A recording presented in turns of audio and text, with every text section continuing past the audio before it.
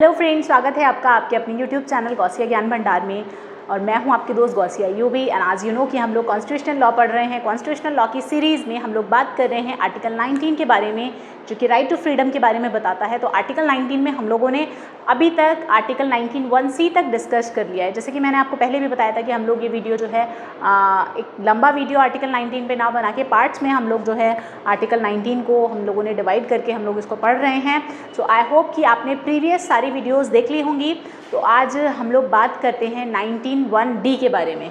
Okay, D के बारे में और ई के बारे में भी हम लोग इसी वीडियो में बात करेंगे। तो क्या क्या रिस्ट्रिक्शंस लगाए गए हैं और क्या हमें फ्रीडम यहाँ पर मिली है, उसके बारे में हम लोग बात करेंगे। लेकिन अगर आप लोगों ने अभी तक चैनल को सब्सक्राइब नहीं किया है तो जल्दी से प्लीज़ चैनल को सब्सक्राइब कर लीजिएगा। वीडियो अगर पसंद आए तो उसे लाइक ज़रूर कीजिएगा एंड शेयर करना तो मत ही भूलिएगा। Guys, sharing is caring. तो अगर आप अपने दोस्तों की अपने जानने वालों की केयर करते हैं, अगर चाहते हैं कि वो भी कुछ सीख सकें, अच्छी चीज़ें, अच्छी बातें, और इस कॉन्स्टिट्यूशनल लॉ को कवर कर सकें, तो प्लीज़ वीडियोस को शेयर कीजिएगा अपने दोस्तों के साथ में। और साथ ही साथ आपका जो दोस्तों लाइक होता है वो मुझे मोटिवेट करता है और आगे अच्छा परफॉर्म करने की। तो मैं आप लोगों के लिए इसी तरह से कंटिन्यूस वीडियोस लाती रहूँगी।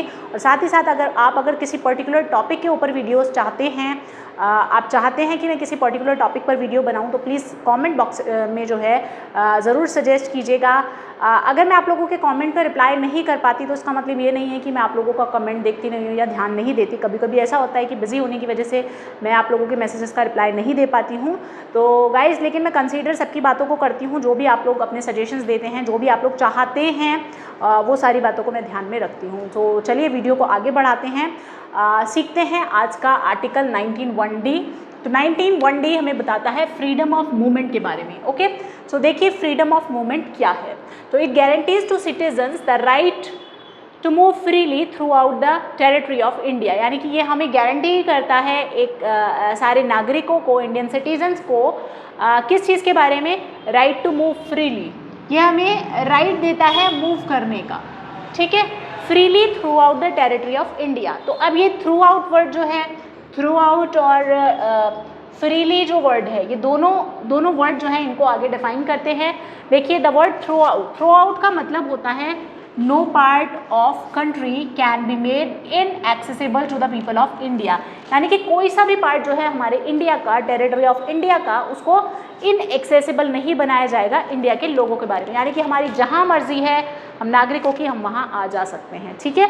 तो यही है, हम फ्रीली मूव आउट कर सकते हैं। मतलब थ्रू आउट का मतलब ये हुआ कि हम कहीं भी आ जा सकते हैं। ओके, फिर बात आ जाती है, वर्ड आ जाता है फ्रीली। फ्रीली का मतलब क्या होता है? Wherever one likes and whichever way one likes. यानी कि जहाँ कहीं भी मुझे पसंद है, यानी कि एक नागरिक को पसंद है और जो कुछ भी जिस भी तरीके से उसको पसंद है, तो वो फ्रीली जो है आ जा सकता है। यानी कि फ्रीडम ऑफ मूवमेंट है, फ्री तरीके से through out the territory of India. So I hope कि ये चीज़ आपको समझ आई होगी। चलिए आगे चलते हैं। अब देखिए, हमें कहीं पर भी आने जाने की, आबाद संचरण करने की, यानी कि कहीं पर भी घूमने की, रहने की, बस जाने की, है ना, कहीं पर भी जाकर रहने, कुछ टाइम के लिए रहने की या फिर परमानेंट रहने की हमें इजाज़त है, ठीक है। हम लोग जा सकते हैं आराम से, हमें ये आज़ादी मिली है आर्टिकल 19(1)(d) के थ्रू। लेकिन वही मैंने पहले भी बता चुकी हूँ मैं कि रिस्ट्रिक्शंस हर जगह इम्पोज किए गए हैं। तो यहाँ पर भी रिस्ट्रिक्शन लगाए गए हैं। तो देखते हैं क्या क्या रिस्ट्रिक्शंस हैं और क्यों हैं। ओके, तो on the basis of the above provision, यानी कि अगर हम इसकी बात करें, कुछ रिस्ट्रिक्शंस हैं जो इम्पोज किए जा सकते हैं फ्रीडम ऑफ मूवमेंट पे, ठीक है। किस वजह से इम्पोज किए जा सकते हैं? In the interest of country security. अगर बात आ जाती है हमारे देश की सिक्योरिटी के बारे में, हमारे देश की सुरक्षा के बारे में बात आ जाती है, हमारे देश की सुरक्षा के हित के बारे में बात है, तब ये जो रिस्ट्रिक्शन है वो लगाया जा सकता है। दूसरी चीज़, for protecting the interest and culture of the scheduled tribe. भाई देखिए, अगर बात करें हम हमारे एसटीज़ की, यानी शेड्यूल्ड ट्राइब की, अगर उनके कल्चर को बचाने की बात है, उनके इंटरेस्ट को बचाने की बात है, तो ये तब भी ये रिस्ट्रिक्शन जो है इम्पोज किया जा सकता है। Okay, next is for maintenance of public order, decency and morality. तो भाई हमें कहीं भी आने जाने की इजाज़त है, लेकिन ध्यान में क्या रखना है?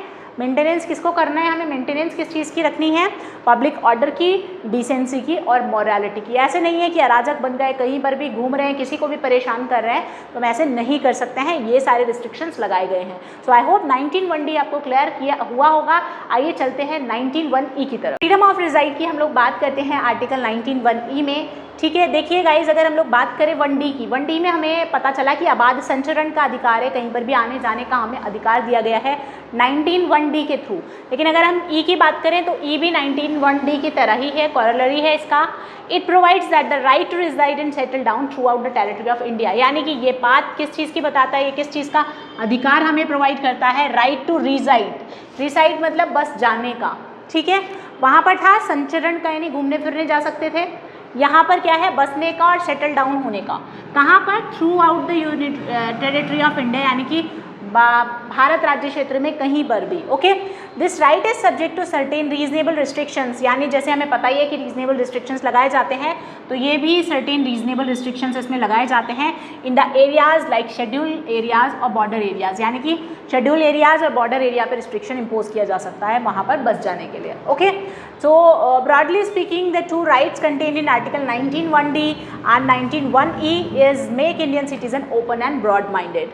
अगर हम लोग बात करें, ब्रॉडली बात करें, 19(1)D भी और 19(1)E भी जो है भारतीय नागरिकों को ओपन बनाता है और ओपन एंड ब्रॉड माइंडेड बनाता है। Okay, it is to put an end to petty and parochial considerations. ये किस लिए बनाया गया है 19(1)D और 1E, ताकि एक अंत किया जा सके जो भी पैरोशियल कंसिडरेशन है, यानी कि एक संकीर्ण सोच जो है, जो एक ऐसी विचारधारा है जो चली आ रही है ना, उसको बंद करने के लिए इसीलिए कहा गया है कि ओपन और ब्रॉड माइंडेड बनाती है ये सिटीजन्स को। ठीक है, यानी कि एक ही जगह पैतृक तरीके से कोई चीज़ चली आ रही है, उसका अंत करने के लिए ये है। ओके, तो दीज प्रोविजन हैव दस removed all internal barriers with in territory of India और एनी ऑफ इट्स पार्ट्स, यानी कि इस तरह से ये जो प्रोविज़न है हमारा 19(1)E वाला, ठीक है, ये क्या करता है, इसने क्या किया, सारे ही इंटरनल बैरियर्स जो हैं उनको इंडिया में क्या किया है, रिमूव किया है, और इसके किसी पार्ट में जो है रिमूव किया है, यानी कि हमारे अंदर इंटरनल कोई बैरियर्स नहीं रहे हैं इन दोनों, यानी कि 19(1)D और 1E के थ्रू। सो आई होप कि गाइज आपको ये सारे पार्ट्स जो हैं समझ आ रहे होंगे आर्टिकल 19 के। एक लास्ट वीडियो और रह जाता है 19 के बारे में, ठीक है, तो नेक्स्ट वीडियो में हम लोग उसी के बारे में बात करेंगे। आई होप वीडियो आपको पसंद आया हो, पसंद आया हो तो लाइक ज़रूर कीजिएगा, शेयर कीजिएगा और चैनल को सब्सक्राइब करना मत भूलिएगा। Thank you so much for watching. खुश रहिए, मुस्कुराते रहिए।